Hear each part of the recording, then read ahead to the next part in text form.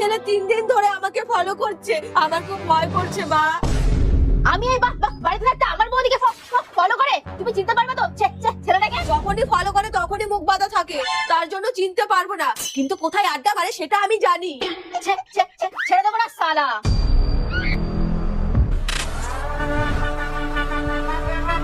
চলো।